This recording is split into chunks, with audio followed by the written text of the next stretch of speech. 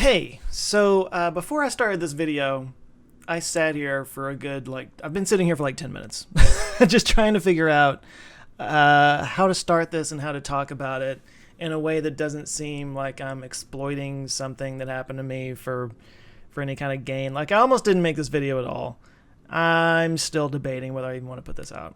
But, every once in a while things happen in my life that affect me enough that I feel like I'm not being transparent if I don't talk about it. That's kind of a big part of this channel. It's to talk about things that I don't really think fit the other channel, but it's also a lot of people are interested in what's going on in my life, and this is something I've talked about on this channel before. So anyway, I'm clearly putting off actually talking about it. So here it goes. Last week I had to put down my cat Falco, and that's partly why I didn't get a video out last week. That's partly why Monday's video for this week was literally shot Friday morning, because there was just a lot that went on with this. I thought I would talk about it really quickly. Jumping back just a little bit, if any of you know anything about my cat Falco, it might be because you followed this channel for a while. I have talked about him on here once before. A whole rigmarole happened, which is a great word. Gosh, it's been a couple years ago now. I can't believe I've been doing this channel that long, but I considered finding Falco a new home. He was my black cat. He was peeing on the furniture. He was scratching up the furniture. It was not a good situation. And the whole deal was that for the longest time, my wife and I, we had two cats named Sabine and Falco. Sabine, we had to put her down a couple years ago. And then we got these two dogs. Well, we had the two cats and one dog, Jake, for most of the time that we've lived here, and then we got Zoe like 3 years ago now. But anyway, after we lost Sabine, it became one cat and two dogs, and the cat started acting out a lot, and there was a lot of furniture being destroyed and urine smell just randomly everywhere. And I considered for a while finding a new home for him, because he clearly wasn't handling it very well with the situation here. And I got a lot of pushback on this channel, a lot of comments from people that were really mad at me. How dare you, you monster.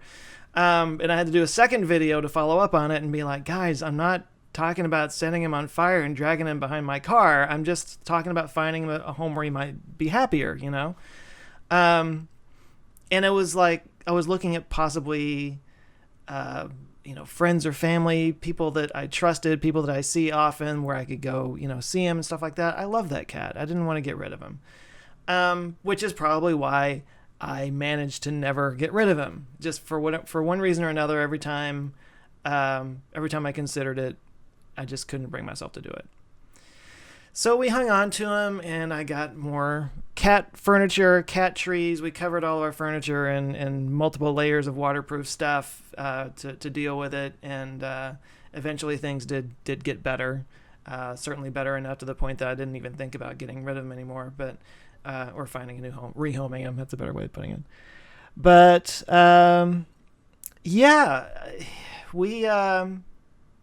I've talked on here quite a bit lately about Jake, my 13-year-old dog, who is every bit as decrepit as a 13-year-old dog turns out to be. And over the last month or so, we've been having one issue after another. He's gotten really skinny. It's really hard to get him to eat. And then he had this big toe. I think I've talked about it here. If I have, then forgive me. I'll just speak to it for a second. But he had this big toe, or a toe that like swelled up really big, and then he licked it to the point that it started bleeding, and it bled all over the house, and we had to take him to the vet. I have been back and forth with Jake to the vet so much since the beginning of this year. And because of that, I didn't really notice that Falco was getting skinnier. I did notice maybe about 3 months ago he was down to really a more healthy weight. He's always been a very big, kind of oversized, kind of heavy cat. His belly would kind of do this and drag the floor as he was running around. And so seeing him get down to a better weight, I was like, oh, okay, cool. I didn't think anything of it. I just figured maybe he was getting a little bit older and was kind of slimming down a little bit. I didn't think there was anything wrong. He wasn't acting like there was anything wrong. A few weeks ago, all this happened really fast. But a few weeks ago, right in the middle of all that stuff that was going on with Jake, I realized that Falco was getting really skinny. Not unfat, but actual skinny. And I was starting to get kind of worried about it. And then I realized at one point, oh God, I haven't had to refill his food bowl in like 4 days. That's weird. So he basically got to where he just straight up wasn't eating anymore. So of course now I'm like freaking out, and I take him to the vet. They did some blood work on him, and they did some x-rays. They didn't see anything that stood out in the x-rays. And so that was on a Monday. No, that was on a Friday. So they did all that work. They didn't see anything that really scared them, but they said we need to do an ultrasound. But my particular vet that I went to, they don't have that equipment, so they referred me to another vet, a place called MedVet, and they're like a specialty care and emergency vet. So I had to set up an appointment with them. I called them on Monday to set that up. They couldn't get him in for another week. So I was like, well, that's as soon as you can get him. Okay, fine. But as the week went on, he just kept getting scary, skinny, really bony, and he did start acting differently. He started, something that my wife pointed out was he got into our closet, which we don't normally let him in there because, again, urine. But she walked into the closet and he had gotten in there, and instead of running out like he normally did because we didn't let him in there, he just sat there and looked at her. And she was like, okay, there's something wrong with him because that's not what he would normally do. And I had noticed he was just acting weird. So I called up my vet and I'm like, look, I don't know if he'll even make it till next Monday. Like he's in bad shape. And they were like, well, then take him to the emergency vet. Just take him in there. Because they, like I said, they had like a specialty care division or an internalist side. And then they had like an ER side. And she said, well, if you take him into the ER side, then they'll get him in and take care of it immediately. Okay, fine. So I took him in there on Thursday, and they looked him over, and they were like, yeah, he's not in very good shape right now. So they admitted him, put him on some IV fluids. He was severely dehydrated because he wasn't even drinking at that point.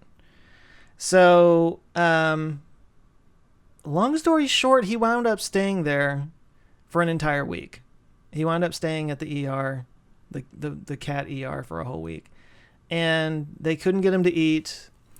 And the ultrasound revealed that his stomach lining and intestinal lining were thickened for some reason. And they didn't know why. So they suggested doing a biopsy. And there were three options, basically. One was just to treat him with steroids and hope that brings the swelling down. The other was an endoscopic biopsy to do it that way, and another was a surgical biopsy, which is obviously very invasive and traumatic. So I said, well, let's do the endoscopic one. And they did that, and that was on Tuesday? And again, they weren't going to get the results back from that for another week. But it was basically like they did the biopsy, they sent the results in, and they were like, let's just see if we can get him to eat. Because that's where I was coming from. It's like I could go get him and bring him home, but if he's not eating, I'll just wind up bringing him right back here. I want to make sure he's eating first. So they never could get him to eat, and finally, and I came when I was visiting him. I visited him like 3 or 4 times while he was in there, and eventually, what they basically came down to was like maybe he's just a shy eater and can't bring himself to eat. But what they thought the situation was that this thickening, whatever it was that was causing the thickening of his stomach and his intestines, basically shut down, I guess what they call the peristaltic motion, or I think it's peristaltic. There's like 2 weird S's in there. Anyway, it's the action of your stomach and intestines that pushes the food through your GI tract. His had shut down. He wasn't pushing food through anymore, meaning everything that he was drinking and everything he was eating just got stuck in his stomach. And that's why he wasn't eating or drinking anymore. So the writing was kind of on the wall at that point. They couldn't get that to change. They had been giving him steroids the whole time he was in there, and the steroids weren't fighting this thing. or they weren't doing enough to make him eat or anything. So I went to go pick him up on Thursday. I went and visited him on Wednesday, and the goal was to try to get him to eat. They were thinking maybe me being there would help him to eat. And I could again, the writing was on the wall. I could see that the chance every day, the chance of him getting through it just got smaller and smaller. And that was the first time I really broke down over it. I think up to that point, I was trying to be very logical about it. I was thinking, okay, well, here's the next step we got to take. We got to fix this problem and fix that. You know, I was trying to kind of be like that about it. That was how I was processing it up to that point. And I went and visited him, and he got up in my lap, and he always did this thing where he like buried his face in my armpit, and he did that and started purring. And that's when I lost it for the first time. I just started bawling my eyes out right there. Something about breaking that dam of emotion, like, left it there for the next, let's say, 3 or 4 days. I just was, all of that emotion was just right underneath the surface at that point, and I just couldn't hardly contain it. I was afraid to even go in public because just randomly tears would pop up in my eyes. But anyway, I came and got him on Thursday.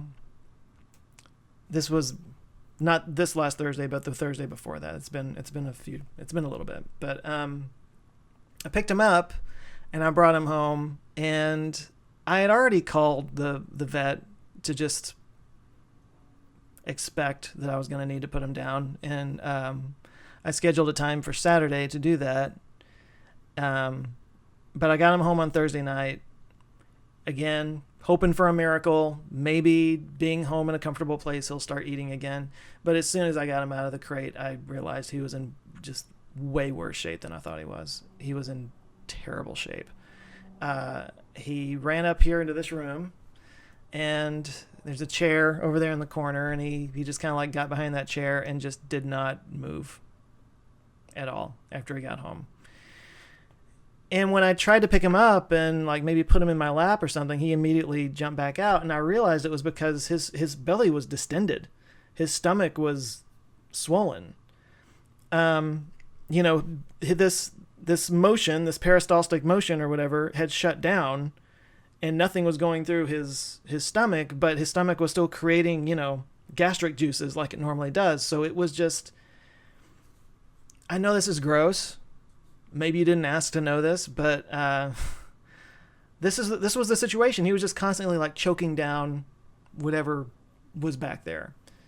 And eventually he did throw up once, which I was actually happy that he did it, because I was sure that that made him feel better, because it was all that pressure down in there. But he just was in such bad shape.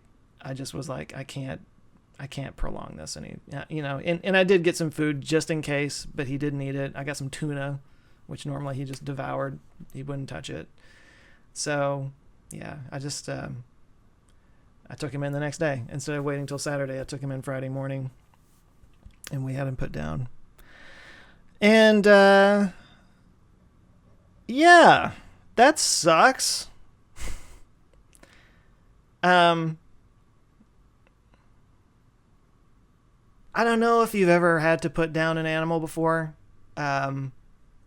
There's just something about having to make that choice, make that decision for them to do that. And they don't really know what's going on. That's just, it just adds to the heartbreak. When we put down Sabine, she had kidney disease and had just kind of gotten to the point where she was wobbly on her feet, couldn't really get around, couldn't really control her functions anymore. And it was time, But Falco was in worse shape. He was actually in worse shape than she was. So clearly I did everything I could have possibly done. That's the only solace I have, is that I did everything I could have possibly done to get him through it, and don't even want to say how much money. He was the one animal in our house that wasn't insured, by the way, because we didn't think we would have to worry about that for a while, because cats always live so long. He was only 13 years old. But it just happened really fast, and he was acting normal all the way up until he wasn't. And by that point, it was too late. We still don't know exactly what caused this this lining to swell up. They were calling it a certain type of lymphoma. They were saying it was either a lymphoma, which is cancer, or IBD, irritable bowel syndrome. No, inflammatory bowel disease. That's what it is. Inflammatory bowel disease. Anyway, he didn't even make it until we got the results back. But losing a pet sucks. I'm sure many of you out there have experienced this. It's something about the fact that they're just such a part of your home. They're just always there, kind of in the background, and you're always aware of them. That when it's gone, this part of your mind that has always, they've occupied your mind, and I mean, if you want to be poetic about it, they occupy your heart, and when it's just suddenly not there, it's a vacuum that you definitely feel. It's just something is missing. And I feel awful even saying this out loud, but I feel like losing Falco hurt almost as much as losing my grandmother recently. Because I only see my grandmother, 2 or 3 times a year, whereas Falco was literally right by my side every single day. I would be sitting, I have this big chair downstairs. I would sit on that chair and I'd be working on videos, scripts and stuff, and he would always be just sitting right there. He wasn't a cat that needed to be cuddled all the time. He only needed maybe about 15 minutes of cuddling every day. But when he was doing that, it was like he took over everything about you. Like he crawled up in your lap and just he cuddled more than any other animal in this house. He did it hard, and he did it with everything that he had. And then when he was done, he'd go away, and I might not see him again for the rest of the day. That's just how he was. But overall, he was a very good cat. He hid whenever anybody came over, so most people didn't ever see him. I called him the ninja cat.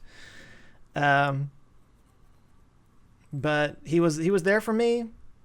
I got him when I was going through a divorce, and he was a little kitten. He's the first animal I've ever had from a baby, and that's also part of it. Like I raised him from a kitten. And I keep thinking that I'm hearing him. I've discovered this house makes a lot of weird noises because usually at night I'll be laying in bed and the dogs are in the bedroom with me, and I'll hear something outside of the bedroom, and it's usually Falco because he's a cat. He's nocturnal. He would be up and around and doing stuff, and that's usually when he would start scratching up the carpet, and I'd have to do that to make him stop. But now I'll hear things, and it really freaks me out because I'm like, what is that? Maybe the house just makes a lot of weird noises, and I always thought it was a cat. Or maybe it's all in my mind. And I'll also just see things out of the corner of my eye, and I'll think it's him. But anyway, I haven't really put this out on social media anywhere. I haven't talked about it here yet. I'm okay now. For a few days there, I just kind of made room for it, for the grief and for the sadness. I'll be honest, the first day on Friday after we put him down, I came home and just immediately started cleaning up the house and kind of decatifying the house and throwing out his litter box and stuff like that. We don't have any plans to have a cat again soon. We'd like to have some nice furniture for a while. And we have the 2 dogs. They're fine. So I just kind of realized after a while, I'm really keeping myself busy, aren't I? Because I really shouldn't be alone with my thoughts right now. But eventually, of course, that I was alone with my thoughts, and I'm not gonna lie, guys. There was a lot of crying. There was a lot of grabbing some wine, going outside, and letting it out on my back porch so that I didn't wake up my wife after she went to bed. And really, for a couple of days there, I made a joke on Twitter, and maybe some people picked up that there was something wrong. I said something like, sure, you could rub poison ivy into your eyes, but have you tried crying all night? Because that's what it felt like. My eyes were just puffy and red, and it looked like I had stumbled into some poison ivy or something. But that's just how I was for a few days. I'm very much somebody that feels like you have to make room for those feelings. You have to let those out. Don't try to keep them down. Obviously, don't go walking around in public and making a spectacle of yourself or anything, but, I feel like you need to make room for those feelings and feel them and let them come out of you. Because I had a few days like that, and honestly, I wasn't getting much work done on the channel. I just kind of let that be the thing for a few days. And then once it kind of got out of me, I got better, you know. Just the other day, I brought his ashes home. We had him cremated, and we've got him next to Sabine up on a shelf, and it's a nice little display there. But I don't know, it was interesting because it was sad. It was obviously very somber to bring him home, and it wasn't, you know, a fun thing to go pick up his remains or anything. But my wife came home after work, and she saw the bag sitting on the counter, and she came upstairs, and she was kind of crying. She was so upset to see him there. I guess the finality of it, you know, really kind of struck her. And it was just interesting to me that, like, again, it was sad. I didn't like it, but I guess I'd already kind of gotten all that out of my system. I let it happen. And by that point, I was just kind of like, yeah, I've accepted it, you know? It's interesting the way emotions kind of work their way through you. And I'm a big advocate of letting those emotions happen and feeling them. Obviously, you can also get trapped in a sort of a grief spiral and have a hard time getting out of it. So you got to be careful about that. I don't want to over dramatize this. I lost a cat. But he was a cat that I clearly loved, and I couldn't bring myself to find a new home for a couple of years there. I was willing to deal with pissy furniture and messed up carpet and everything because I just couldn't bring myself to be without him. And so it was difficult. But at the same time, a good friend of mine who actually helps me out with the channel, he lost his mother unexpectedly. So I would never, you know, even pretend that losing a cat is on the same level as losing your mom. And so I'm sure with the numbers of people that watch this channel, there's somebody out there who's going through a much more painful experience than losing a cat. And for all of you out there, I feel for you. You have my sympathies, and sometimes life just takes you there. That's just part of it. Anyway, I'm just saying that to get across that there's a lot of things worse than what's happened to me, and I'm not trying to over dramatize it, and I'm not asking for anybody's sympathy or anything. If you want to leave a comment of condolence, thank you. It's very appreciated, but it's not necessary. It's just something that I've been through lately, and it's just amazing to me how much space an animal can take up in your heart, and how much it's felt when that presence is gone. Even a cat. Anyway, I think that's enough for this. I could just keep going, but I'll just end it by saying if you have an animal in your life, give it an extra squeeze today. Let it in your lap a little bit longer, because someday you won't be able to, and you will just not believe how much you will want to when you can't. So with that, I appreciate all of you. Thanks for your thoughts ahead of time. And I hope you're all doing well, and my best to all of you. Okay? Love you guys. Later.